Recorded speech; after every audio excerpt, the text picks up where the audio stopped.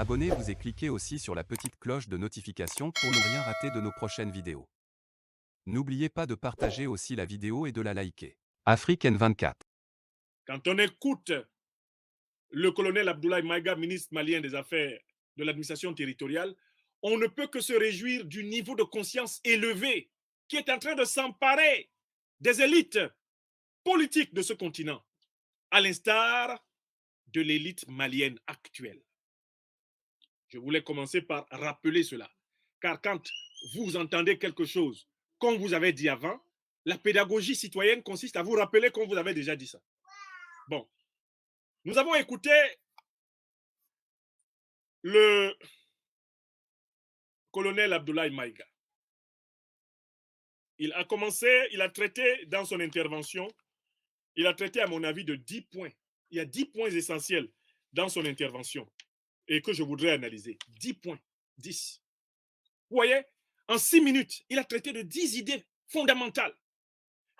Si vraiment il y en a une seule qui vous échappe, ce n'est pas bon du tout. Et celui qui n'a pas vu passer au moins ces 10 idées-là, il a entendu, mais il n'a pas écouté le colonel Abdoulaye Maïga. Il a entendu, mais il n'a pas écouté le gouvernement malien. Commençons par la première idée. Le gouvernement malien utilise l'expression de situation malencontreuse. Je vous rappelle qu'Abdoulaye Maïga est un lettré de très haut niveau. Vous vous souvenez, c'est lui qui a évoqué un extrait de la poésie d'Alfred de Vigny, l'auteur du recueil poétique Les Destinées du 19e siècle français. C'est lui qui, à un moment donné, a utilisé l'un des monuments de la poésie française du 19e siècle pour répondre à la ministre française de la Défense. Abdoulaye Maïga est un habitué de l'expression de haut vol. Je crois qu'il parle aussi bien bambara qu'il parle français. Parce que l'un des secrets pour bien maîtriser les langues étrangères, c'est déjà de bien maîtriser ta propre langue. Ça, je l'ai observé. Chez de nombreux merveilleux locuteurs des langues étrangères, le français, l'anglais, etc., il y a toujours à la racine une parfaite maîtrise de la langue propre, la langue nationale, la langue maternelle. Oui, je pense que je ne parlerais pas aussi bien français que je le parle si je ne parlais pas aussi bien la langue dans laquelle j'ai grandi, ma langue africaine de Bassa, dans laquelle je suis poète, philosophe, mathématicien, historien, tout ce que vous voulez. Il faut être soi-même pour pouvoir s'approprier ce qui fait aussi la grandeur de l'autre ou sa spécificité. Abdoulaye Maïga n'utilise pas les mots par hasard. C'est un porte-parole qui habite la parole. Mieux, qui est habité par la parole. Je recommence. Abdoulaye Maïga fait partie de ces Africains qui n'utilisent pas les mots par hasard. C'est un porte-parole qui est un maître de la parole, qui est habité par la parole et qui habite la parole. Il dit, première idée, la situation actuelle dans laquelle se retrouve le Mali à la suite de la déclaration des autorités françaises est une situation malencontreuse. Ici, il y a un mot-clé, c'est la notion de la malencontre. Ce qui est malencontreux, c'est ce qui résulte d'une mauvaise rencontre. La malencontre, ce sont les conséquences d'une rencontre mauvaise. Autrement dit, d'un mauvais compagnonnage. Quand tu marches avec des gens qui ne sont pas bien, il finit par t'arriver des choses qui ne sont pas bonnes. Le malencontreux ou la malencontre, ce sont donc les conséquences de la mauvaise compagnie. Au sens où l'écriture chrétienne dit les mauvaises compagnies corrompent les saines habitudes. Abdoulaye Maïga insiste sur le fait que le Mali est victime d'une mauvaise rencontre. Alors, donc, du coup, on devrait savoir quelle est cette mauvaise rencontre. Qu'est-ce qu'il y a de malencontreux dans la situation actuelle du Mali? Ce qu'il y a de malencontreux dans la situation actuelle du Mali, c'est que le Mali, qui à un moment donné a cru être aidé dans la lutte contre le terrorisme, s'est plutôt rendu compte qu'il était enfoncé par ceux qui étaient supposés l'aider à lutter contre le terrorisme. Je recommence. La notion de malencontreux ici, c'est une manière pour le gouvernement malien de souligner le paradoxe d'une rencontre malheureuse entre le Mali et la coalition franco-européenne. En effet, qui ne se souvient point des images extraordinairement flatteuses, hilarantes, triomphalistes, des images festoyantes de l'arrivée de la France au Mali en 2013 pour lutter contre les terroristes. François Hollande vit son prénom, son nom donné à des tas d'enfants maliens à peine sortis du ventre. Et pour certains, déjà désignés François Hollande, alors même qu'ils n'étaient que des fœtus. Oui, tout commença sous la forme d'une espèce de lune de miel. Mais une lune de miel qui, en fait, était déjà piégée par le fait qu'elle était habitée par une certaine amnésie réciproque. Les deux partisans de la lune de miel de 2013 au Mali se mentaient réciproquement. Comment se mentaient-ils réciproquement et pourquoi est-ce une malencontre ou alors une relation malencontreuse? C'est aussi simple que cela. Dans la lettre écrite le 9 janvier 2013 par le président intérimaire du Mali, Dioncounda Traoré, pour demander l'intervention française afin d'aider le Mali à stopper la progression djihadiste, Dioncounda Traoré demandait essentiellement une intervention aérienne et aussi un soutien en termes de renseignement. Je recommence. Voilà les bases de la mauvaise rencontre. Les Maliens, à travers celui qui était le chef de l'État, écrivent aux Français, à travers celui qui était le chef de l'État, François Hollande. Ils demandent, face à l'avancée djihadiste contre le Mali, ils demandent un soutien aérien, constitué donc du feu aérien, de frappes aériennes, et ils demandent un soutien en renseignement. Et ils précisent dans la même lettre, entendu que nous, Maliens, avec notre armée, nous progresserions par voie de terre pour reconquérir la totalité du territoire national envahi ainsi dans sa partie nord par ces colonnes djihadistes. Or, alors que le Mali ne demandait qu'une intervention aérienne, stupéfaction, la mauvaise rencontre commençait, débarquaient plus de 4000 militaires français sur le sol malien, lesquels s'interposaient entre l'armée malienne progressant depuis le sud du pays et le centre du pays et les soi-disant djihadistes, qui se retrouvaient ainsi protégés par le rideau de fer de l'armée française.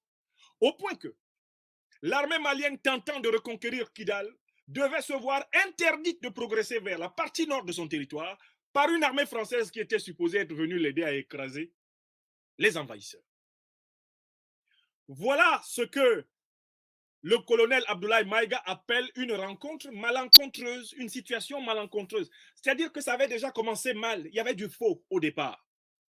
Il y avait du faux, puisque les conditions même de l'intervention, dès le départ, étaient des conditions truquées. Les Maliens voulaient un soutien aérien, un soutien en renseignement, on leur a donné une occupation militaire. Mais c'était également faux, parce que les deux parties ignoraient, dans cet engagement un peu naïf, précipité, elles ignoraient l'histoire qui les lie. Un, à savoir que la puissance française est l'ancienne puissance coloniale du Mali. Elle contrôlait toute la région du Sahel, dans le cadre de ce qu'elle appelait alors, dans le cadre de sa doctrine coloniale, l'Afrique occidentale française, AOF. Depuis le partage de Berlin, de l'Afrique par des Occidentaux sans les Africains, jusqu'à 1960, la puissance française a prétendu que l'Afrique occidentale française lui appartenait. Par conséquent, elle a vécu plus d'un siècle avec la conviction que le Mali est sa chose. D'où on a élaboré les notions de zone d'influence française, on a élaboré les notions de précaré français et, en dernière date, la notion de France-Afrique. Vous êtes d'accord avec moi? Donc, au moment où les Maliens demandent à la puissance française d'intervenir, ils font mine d'ignorer qu'ils ont introduit à nouveau le loup dans la bergerie. C'est l'ancienne puissance coloniale. C'est une puissance qui a construit sa notoriété de puissance mondiale en s'adossant sur ce qu'elle appelle sa zone d'influence en Afrique. C'est une puissance qui a construit sa notoriété sur ce qu'elle appelle son précaré africain. Lui offrir une occasion en or de repositionner ses militaires sur le sol africain, alors même que les accords dits d'indépendance des années 60 l'avaient amené à les ramener sur son sol, c'était une occasion extraordinaire.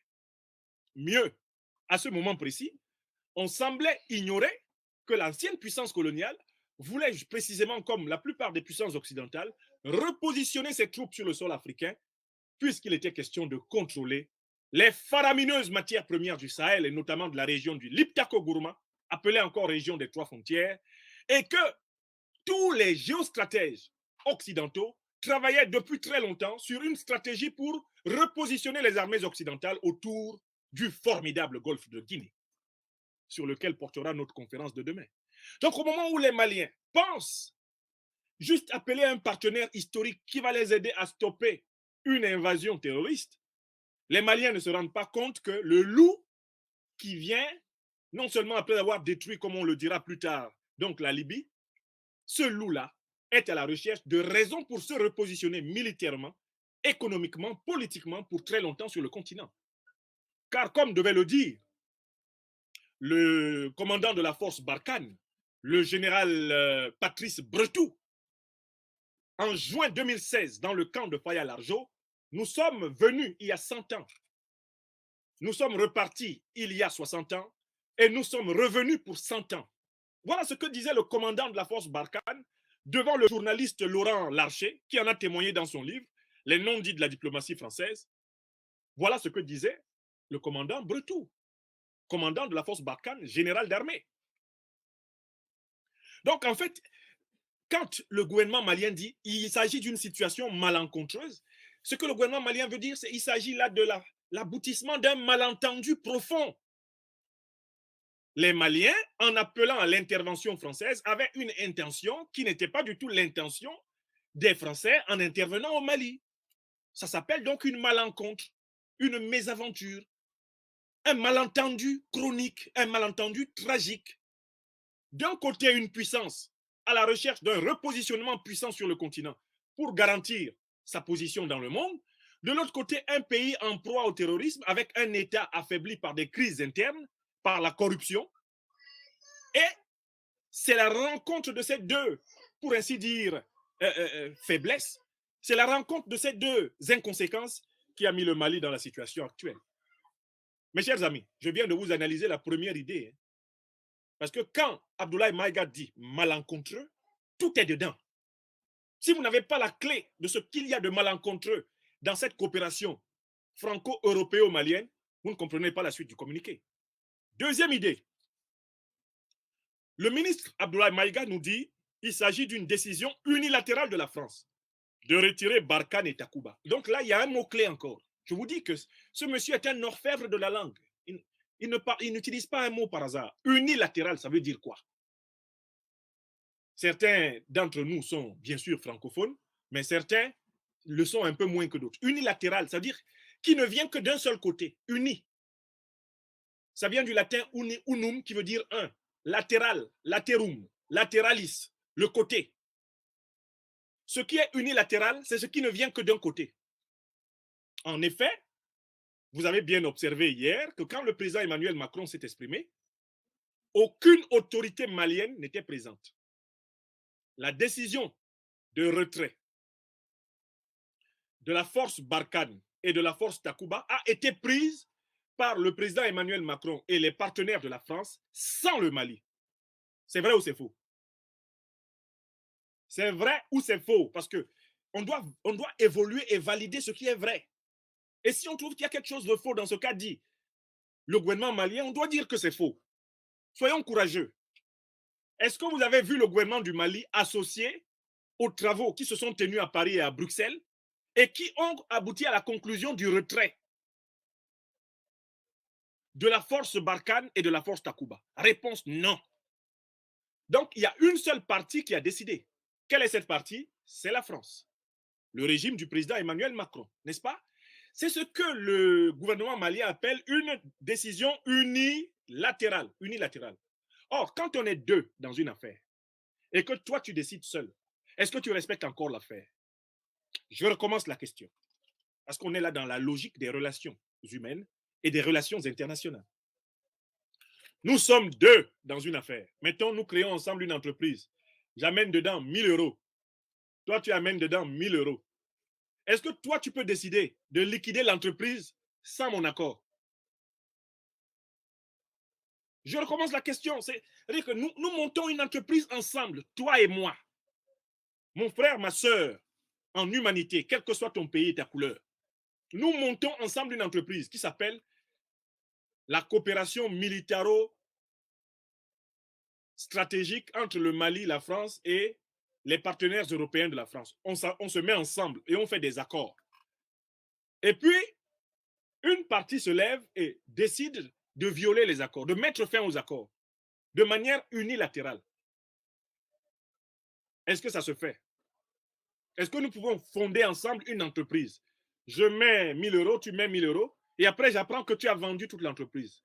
C'est-à-dire, à la limite, que tu as même liquidé mes actifs de 1000 euros dans l'entreprise. Est-ce que ça se fait? Non. Ce que dénonce ici le gouvernement malien, c'est justement l'unilatéralisme diplomatique de la France envers le Mali. C'est quoi l'unilatéralisme? C'est le fait que la puissance française étant une ancienne puissance négrière qui a commercialisé les Africains, les êtres humains africains, comme des marchandises, étant une puissance coloniale qui s'est partagée l'Afrique sans les Africains, parce que son unilatéralisme ne date pas d'aujourd'hui. Quand ils ont décidé d'utiliser les Noirs comme étant de la marchandise, ils n'ont pas demandé le point de vue des Noirs, hein. C'était unilatéral. Quand ils se sont réunis de 1884 à 1885 à Berlin pour se partager l'Afrique, il n'y avait pas d'Africains là-bas, hein. C'était unilatéral. C'est un seul côté qui s'assoit et qui décide. Donc, dans la logique de cet unilatéralisme, ils ont décidé de retirer les forces Barkhane et Takuba du Mali sans discuter avec le Mali, sans s'entendre avec le Mali. Et ils sont même allés jusqu'à donner des délais, leur délai à eux, pour quitter le Mali qu'ils considèrent comme leur chose à eux. Là, je prends une deuxième métaphore. C'est la métaphore de la location. Je suis le propriétaire d'une maison. Toi, tu es le locataire. Quand il faut que tu partes de la maison, quel est le décideur? Qui doit décider de ton départ? Dans le meilleur des cas, si tu es locataire et moi le propriétaire, c'est le contrat de location qui dit dans quelles conditions tu t'en vas. Donc, on doit trouver dans le contrat de location un article qui avait été prévu et qui a dit comment on se séparera quand l'une des parties voudra qu'on se sépare. Donc, première référence, le contrat de location. Or, le contrat de location, c'est l'équivalent des accords. Les accords disent dans quelles conditions les accords peuvent cesser. Et il ne peut pas y avoir une cessation d'un accord sans qu'il y ait eu une consultation de l'autre partie de l'accord. Ce qui explique que le gouvernement malien ait adressé sa demande de révision des accords franco-maliens depuis le mois de décembre au gouvernement français. Parce qu'il sait que, en vertu du principe de la continuité de l'État, le Mali a passé des accords avec la France, le gouvernement malien a adressé ses observations et sa demande de révision à son partenaire français. Et il attendait la réponse. C'est comme ça qu'on fait quand on est en partenariat, quand on est en contrat avec quelqu'un. Or, dans le cas d'espèce, que signifie une décision unilatérale? C'est-à-dire qu'on n'a pas respecté la convention, on n'a pas respecté l'accord. Lorsque le locataire ne respecte pas le contrat qui le lie au bailleur, au propriétaire, qui est celui qui décide du départ du locataire? Ce n'est plus le locataire. Soyons d'accord, c'est le propriétaire. Nous avons signé un contrat ensemble. Tu es mon locataire, je suis ton propriétaire. On a dit, quand tu voudras partir, tu dois me prévenir à tel moment. Et là, à ce moment, on va respecter un préavis de tant. Tu dois me prévenir. On doit s'entendre. On doit faire l'état des lieux pour voir si tu n'as pas détruit ma maison entre-temps. S'il n'y a pas de choses que tu dois réparer avant de partir. Bon, si tu ne respectes pas cela, qui devient la personne qui décide de ton départ? Ce n'est plus toi, c'est moi. Parce que c'est mon bien. N'est-ce pas? Ben, on doit appliquer ça au Mali. Qui est le propriétaire du Mali? Le peuple malien. Quelles sont les autorités qui représentent le peuple malien? Ce sont les autorités du gouvernement de transition du Mali, dirigées par le colonel Assimi Goïta et le docteur Shogel Kokala Maïga. Est-ce qu'on peut quitter le Mali alors qu'on est en accord de défense et de coopération avec le Mali sans avoir discuté avec les autorités maliennes? Non. Mais si on refuse de discuter avec les autorités maliennes, qui sont les propriétaires du Mali au nom du peuple malien, qui va donc décider de la cadence de départ du Mali? Est-ce que ce sont ceux qui s'en vont, les locataires, ou plutôt les propriétaires, ceux qui restent? Réponse, appliquez ma métaphore, ce sont les propriétaires qui décident de la date de sortie. Si tu ne respectes pas le contrat de location, le propriétaire te vire dès qu'il peut. Il te vire comme il veut, puisque tu ne respectes plus la convention qui vous lie. Voilà la situation. Le gouvernement du Mali dénonce le fait que la décision est unilatérale. On ne l'a pas invité, ni à Paris, ni à Bruxelles. Pourtant, on discute du Mali. D'où la troisième idée, avancée par le gouvernement malien, à savoir que le gouvernement malien accuse le gouvernement français d'avoir violé les accords, c'est-à-dire le contrat qui liait le Mali à la France. Puisque dans ce contrat, il est prévu que lorsque une des parties veut que le contrat change ou veut rompre le contrat, elle doit se concerter avec l'autre. Or, dès lors que vous ne respectez pas la clause des accords et de tous les accords, qui présuppose que tout changement passe par une concertation préalable, par un dialogue préalable, il s'ensuit que vous avez violé les accords et à partir de cet instant, les accords deviennent nuls et de nul effet. Parce que quand on dit qu'un accord a été violé, c'est-à-dire que c'est un accord qui est désormais nul. Il a été violé, c'est-à-dire qu'il n'est plus sacré. Il a été violé, c'est-à-dire qu'il n'est plus valable. Et dès lors que l'accord n'est plus valable, dès lors que le droit international ne régit plus nos rapports, qu'est-ce qui doit primer entre l'étranger et le national? C'est le principe de la souveraineté du peuple. C'est le principe de la souveraineté des États. Quand entre deux États, il y en a un qui ne respecte plus les accords, chaque État se replie dans son domaine de souveraineté. D'où vous comprenez donc que le Mali fasse ici jouer le principe qui survit aux accords, à savoir le principe de la souveraineté réciproque des États. Autrement dit, la puissance française est une puissance souveraine, elle fait ce qu'elle veut, mais en France. La puissance malienne est une puissance souveraine, mais elle fait ce qu'elle veut, mais essentiellement au Mali. Ce qui renvoie à notre principe de diplomatie de l'Afrique des libertés dont je vous parle depuis des années. Si tu ne m'arranges pas, il ne faut plus me déranger. Toute l'Afrique des libertés dit à tous les partenaires de la terre entière, à toutes les puissances, celui qui ne nous arrange pas, qu'il ne nous dérange plus. Car nous voulons exercer la pleine souveraineté des peuples, des États africains sur le territoire africain. De la même façon que les peuples, les États européens, américains, asiatiques exercent leur pleine souveraineté sur leur territoire respectif, l'Afrique du XXIe siècle veut être souveraine. Quatrième idée fondamentale, le gouvernement du Mali nous fait une espèce de memento des violations des accords franco-maliens par la partie française. Il nous rappelle deux dates, le 3 juin 2021 et le 10 juin 2021. Qu'est-ce qui s'est passé le 3 juin 2021? Moi, j'étais là et j'avais donné une conférence dessus.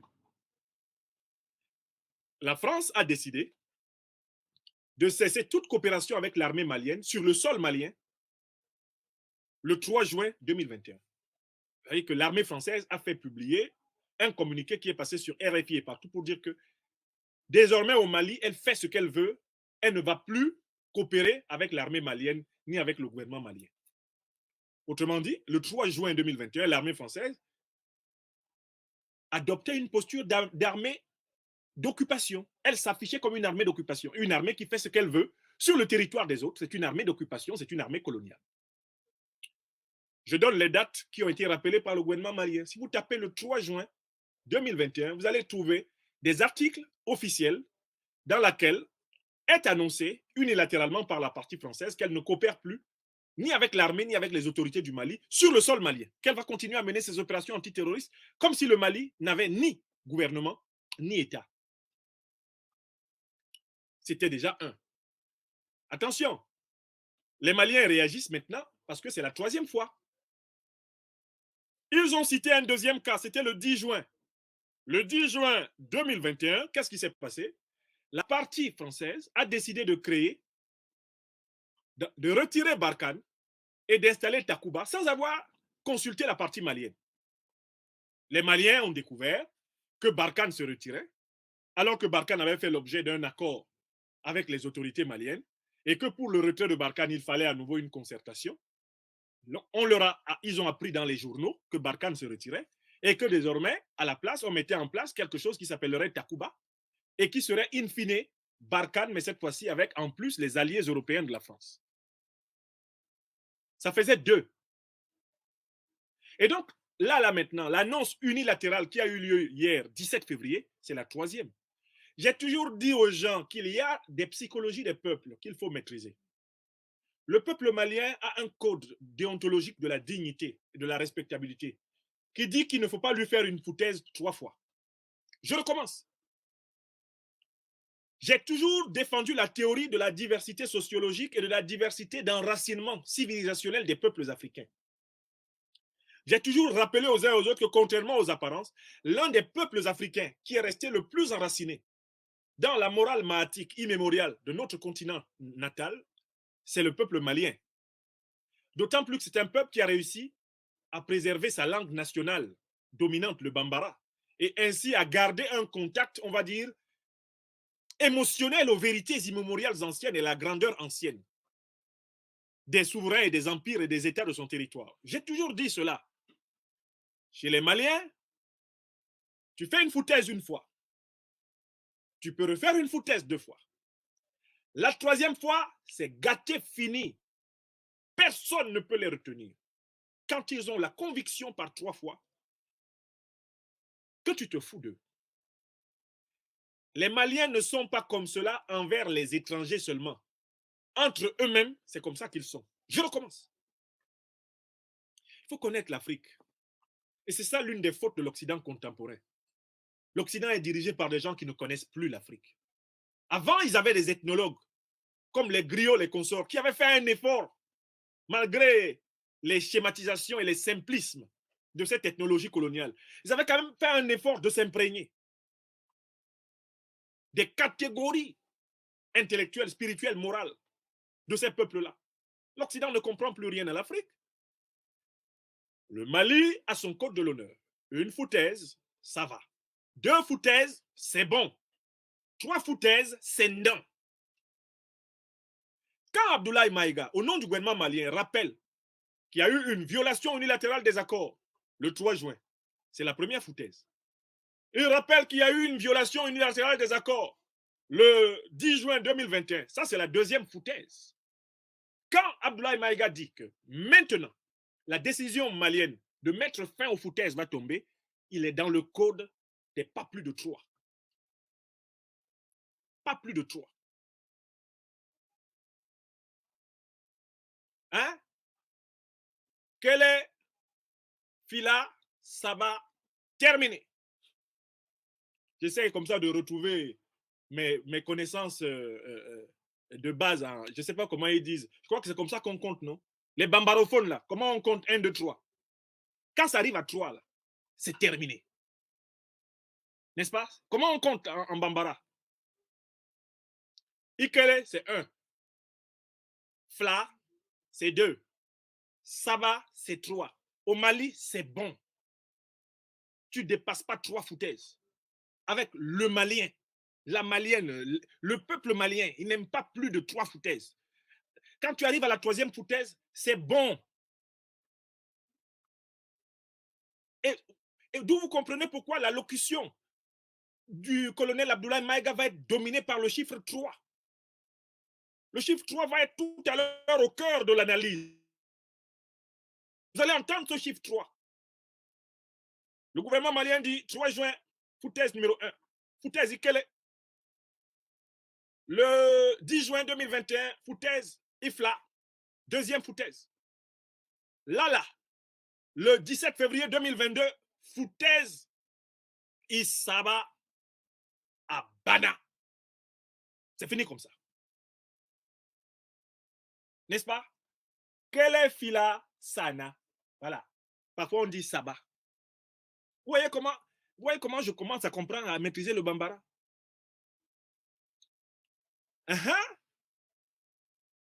Quel est Fila Saba? Terminé. Donc, en fait, le gouvernement malien rappelle que ce n'est pas la première foutaise. C'est un mot de passe que Abdoulaye Maïga passe à son peuple et à tous les peuples africains qui connaissent la symbolique du 3.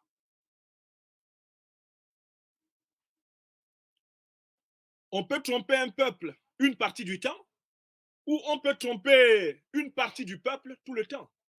Mais on ne peut pas tromper tout le peuple tout le temps, même chez les Américains avec Abraham Lincoln. C'est comme ça.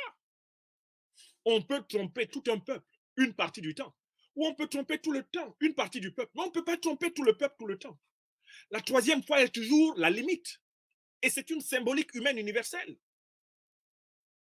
Donc, quand il annonce et rappelle ces points-là, Abdoulaye Maïga veut dire que la coupe est pleine.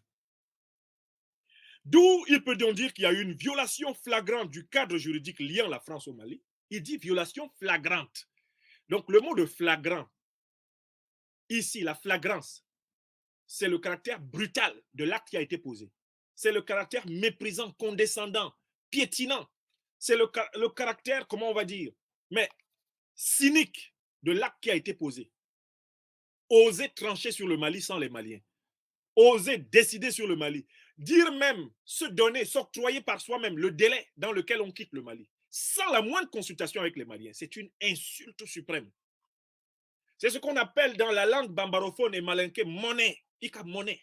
C'est-à-dire qu'il s'agit d'un outrage intérieur, un outrage spirituel. Tu décides de ce qui se passe dans ma maison sans moi. Alors que tu es locataire et que je suis propriétaire. Alors, à Maïdé, ça ne passe pas. Oui! Kele Fla Saba Abana. Écrivez ça. Au Mali, c'est comme ça. Kele Fla Saba Abana. Oui! Et ils sont comme ça. Je dis qu'ils sont comme ça, même envers leurs propres dirigeants. Quand il y a un dirigeant qui a une foutaise, il fait une foutaise, on dit c'est bon. Il fait 2 foutaises, on dit Il fait 3 foutaises, on dit c'est fini. Et quand les Maliens ont dit c'est fini, le président lui-même, il fuit le palais. On a demandé un jour, paix à son âme, à Amadou Toumani Touré, comment il avait fait pour échapper au palais de Koulouba, parce que les Maliens étaient allés le chercher là-bas. Comme Amadou Toumani Touré était un vrai Malien, il savait qui est son peuple. Ce peuple gentil et souriant, quand il se met en colère, il vaut mieux prendre tes jambes à ton cou, c'est mieux, parce qu'ils ne vont pas s'arrêter. Même s'il y a 100 qui tombent en chemin, les autres avancent. Donc, des amis à moi, quand on se promène à Bamako, m'ont montré la colline par laquelle ATT, qui avait déjà plus de 60 ans, mais quand même qui était un militaire, un paracommando de formation, ATT a dévalé la colline du flanc arrière du palais de Koulouba pour échapper à la colère des siens. Il savait qu'il ne fallait pas qu'on le trouve là. Oui! Je dis, les Maliens ne sont pas comme ça contre les étrangers, ils sont comme ça. D'abord, c'est un principe. 3 foutaises, c'est bon. Donc, ATT explique qu'il avait gardé quelques réflexes de paracommando. Et que quand il a vu que c'était chaud, et comme il connaît les Maliens, lui, il s'est cherché, c'était mieux. Oui! Et j'ai appris comme ça qu'il a réussi par la suite à monter dans une ambulance et à traverser les adversaires qui ne savaient pas comment on n'arrêtait pas les ambulances à l'époque. Eh bien, il est passé dans une ambulance pour aller se mettre à l'abri. Il y a eu un autre président après ATT, c'est Dionkunda. Dionkunda, lui, n'a pas eu le temps de fuir. Les Maliens l'ont trouvé, ils lui ont donné un coup de marteau. Oui, il a failli mourir. Donc, les Maliens ne sont pas comme ça par xénophobie, hein.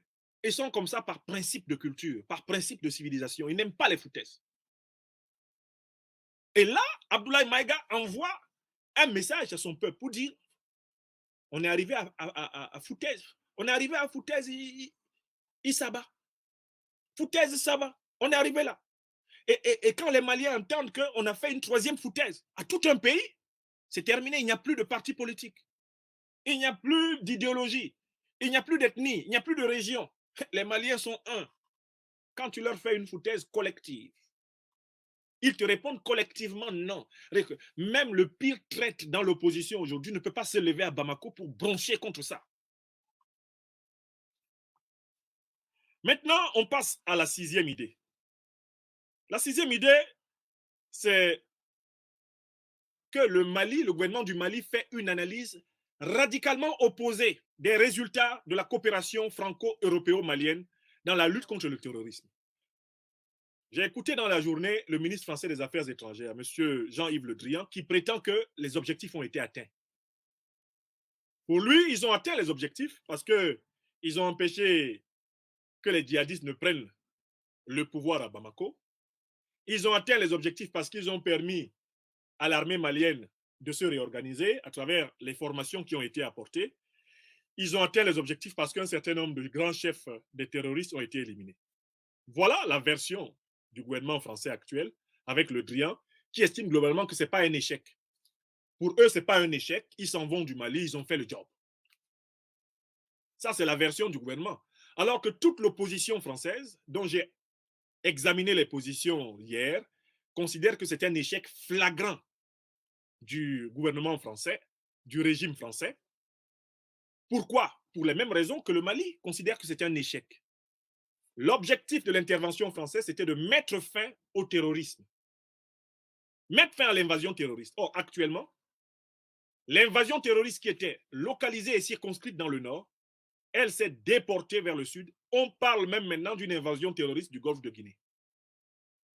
C'est-à-dire que, d'un point de vue très concret, il y a eu un échec de la lutte contre le terrorisme, puisque les terroristes frappent désormais le Bénin, frappent le Togo, frappent la Côte d'Ivoire, et que c'est en train de servir d'alibi aux géostratèges occidentaux pour justifier le positionnement de leur camp militaire autour du golfe de Guinée.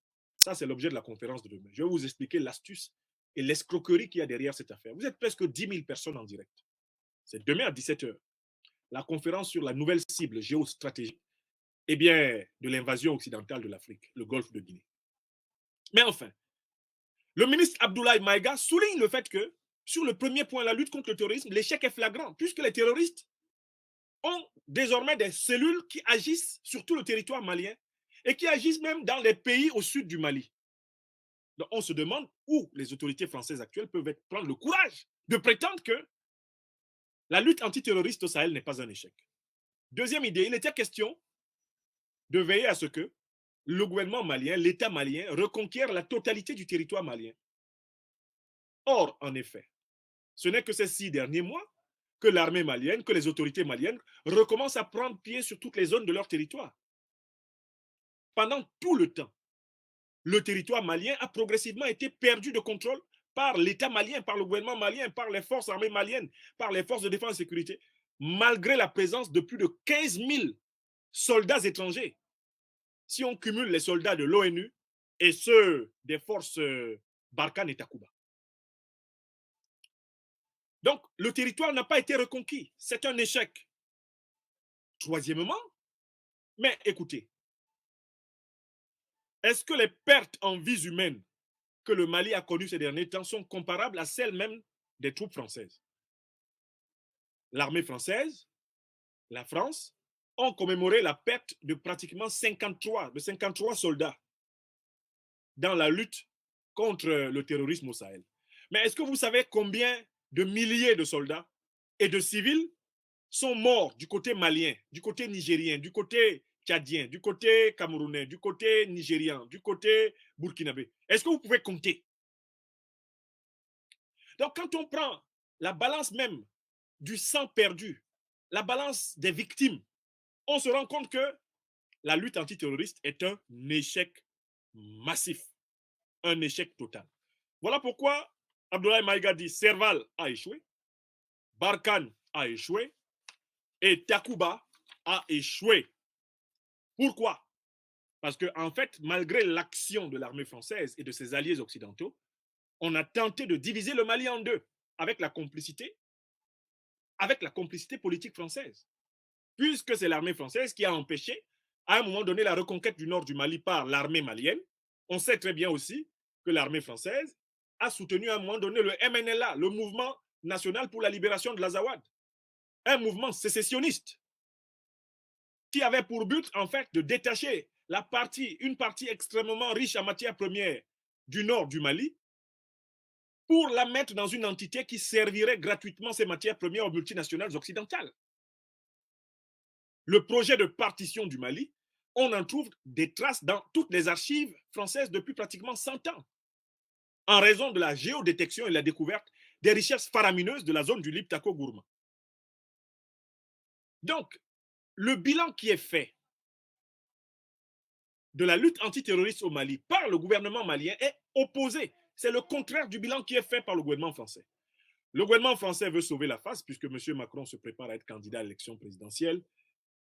Donc, il ne veut pas accepter qu'il a échoué au Mali, parce qu'accepter qu'il a échoué au Mali, c'est en fait plomber sa candidature à l'élection présidentielle, puisqu'il sera l'homme de l'échec. Et les opposants ne s'y trompent pas. Hein. Jean-Luc Mélenchon accuse Macron d'avoir échoué, Marine Le Pen l'accuse d'avoir échoué, Pécresse l'accuse d'avoir échoué, tout le monde l'accuse d'avoir échoué.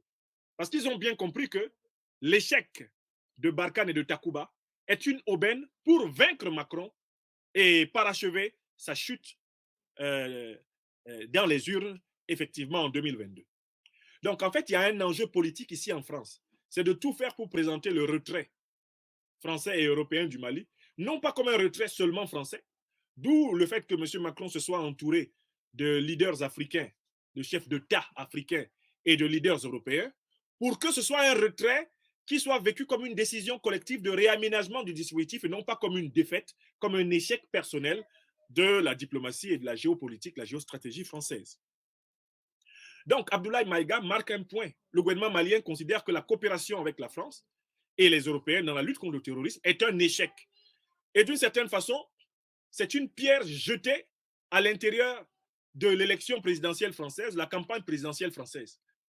Et une pierre qui va inévitablement être saisie au vol, au rebond, par les opposants français à Macron, qui vont dire, voilà, justement, les Maliens disent que vous avez échoué. Et nous croyons les Maliens. Nous les croyons opportunément. Vous avez bel et bien échoué. On passe maintenant à la 7e idée. La 7e idée. Le gouvernement malien, par la bouche de son porte-parole Abdoulaye Maïga, pose un acte très fort dans ce communiqué. Il pousse l'analyse jusqu'à retrouver les causes de la déstabilisation du Mali, du Sahel et de l'Afrique. Le colonel Abdoulaye Maïga affirme courageusement les faits qui ont présidé à la déstabilisation du Sahel et du Mali. Et il dit que ces faits-là ne peuvent pas être effacés, puisque, voici ce qu'il dit.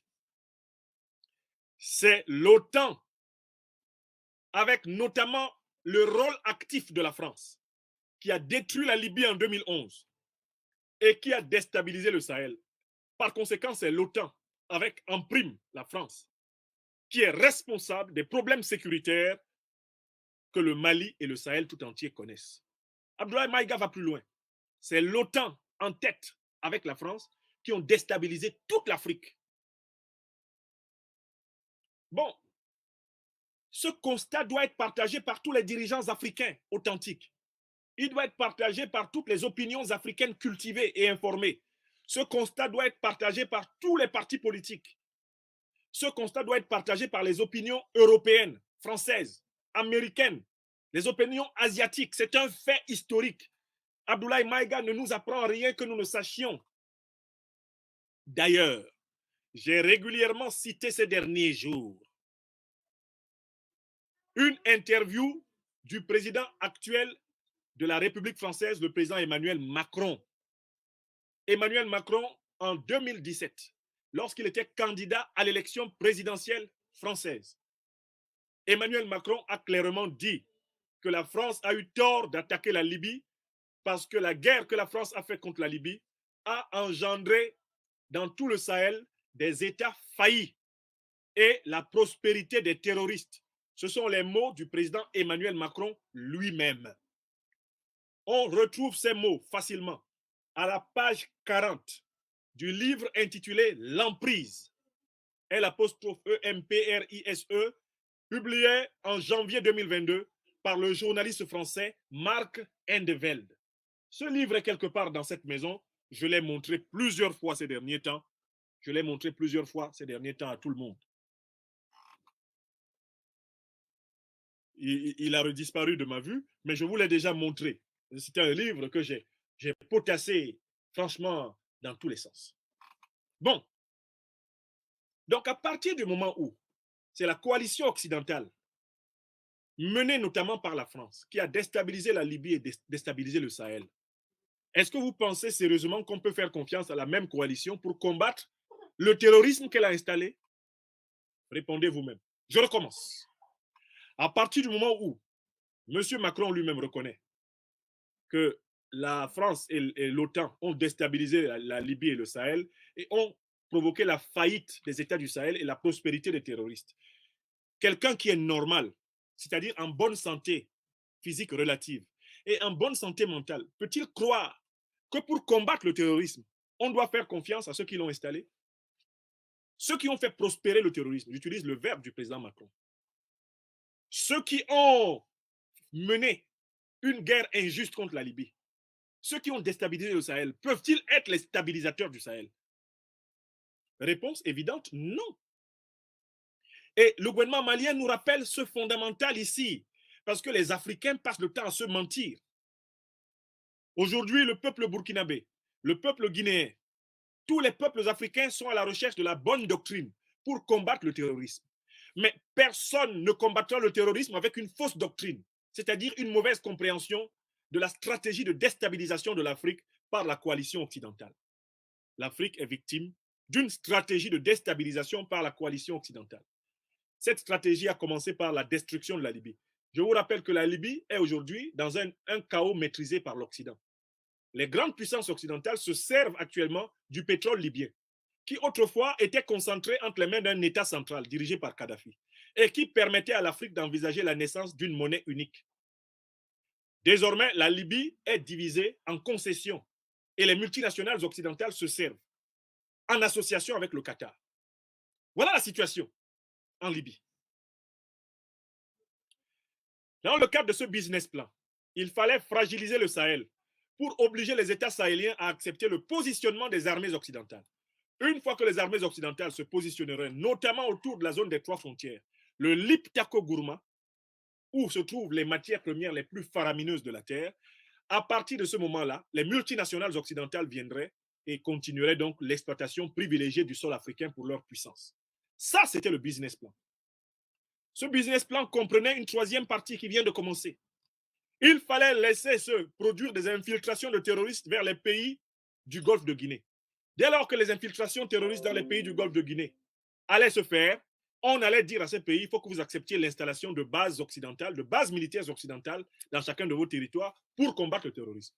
Une fois ces bases installées, les formidables matières premières du Golfe de Guinée passeraient sous la fourche codine des multinationales occidentales et le business plan serait parfait. C'est de cela qu'il est question. Et tout Africain et tout Africain qui n'est pas au courant de ça ou qui fait semblant de ne pas l'être est du diable. Toute Africaine, tout Africain qui ne veulent pas assumer le travail de dénonciation, de démantèlement et de lutte contre cette expropriation, cette énième expropriation de l'Afrique par une manœuvre de recolonisation militaro-économico-politique de l'Occident, eh bien, ce sont des Africains indignes. Indignes de nos glorieux ancêtres, indignes de l'amour du tout-puissant Créateur qui nous a accordé l'intelligence, le courage et la force de vivre et d'agir pour que nos enfants, nos petits-enfants, nos arrière-petits-enfants vivent dans un monde meilleur. Si ce plan que je vous décris depuis 20 ans, si ce plan n'est pas entré dans votre corps pour devenir une intelligence partagée avec ceux qui vous entourent, sachez que vous vivez inutile. Africaine, Africain du monde entier. Que vous soyez en Amérique, que vous soyez en Europe, que vous soyez sur le continent africain, que vous soyez dans les îles du monde, africains des Caraïbes, si vous n'avez pas compris l'enjeu de la recolonisation contemporaine, la recolonisation en plein jour de l'Afrique par la coalition occidentale, vous n'avez peut-être pas compris pourquoi on peut tuer encore aujourd'hui aux États-Unis un Africain sans craindre d'être soi-même tué. Vous n'avez peut-être pas compris qu'il y a un lien entre le mépris planétaire pour l'Africain et le mépris concentré sur l'Afrique continentale. Et ça, le gouvernement du Mali fait un travail fondamental. Il appartient aux autres gouvernements africains d'être dignes, d'être appelés gouvernements africains. Que tous disent la vérité sur l'organisation de la déstabilisation de l'Afrique. Non pas comme ces vassaux venus faire de la figuration à Paris et à Bruxelles hier. Que les véritables dirigeants de l'Afrique se lèvent maintenant et parlent. Comme parlait autrefois Cabral, Nkrumah, Lumumba, Mandela, qu'ils se lèvent et qu'ils parlent comme parlait Nyerere, qu'ils se lèvent et qu'ils parlent comme parlait Haïlé Sélassié, comme parlait Sankara, qu'il se lève et qu'il parle comme parlait Jerry John Rawlings. It is time now to talk. Na no nyen ni lama por. Na no nyen ni lama por. Aba neba Africa. Je vois dans mon pays natal, le Cameroun, un certain nombre de plaisantins qui essayent de présenter le fantôme disparu au sommet de l'État, Paul Biya, comme étant un panafricaniste. Mais on attend sa déclaration. Le Cameroun est victime de l'une des ailes de la multinationale terroriste partie du Moyen-Orient. Depuis plusieurs années, Boko Haram. Le Cameroun est victime de Boko Haram, qui est l'une des branches d'Al-Qaïda. Mais ils n'ont jamais eu le courage, les officiels camerounais, de se lever et de dire, nous savons dans quel dispositif vous nous mettez. Ils envoient des seconds, des troisièmes couteaux, bavarder sur Afrique Média, et les présenter comme des anticolonialistes, alors qu'ils sont soumis au même ordre, parce qu'ils veulent absolument préserver un pouvoir qui ne sert pas les peuples africains, un pouvoir anti-africain, anti-populaire. Tous les dirigeants qui ne disent pas la vérité aux peuples africains ne la disent pas parce que eh bien, la coalition occidentale les maintient artificiellement au pouvoir et les aide à tuer leur propre peuple, en faisant semblant de combattre le terrorisme, bien sûr. Voilà la vérité qu'il faut entendre. Likez la vidéo si ce n'est pas déjà fait. Laissez aussi votre point de vue en commentaire.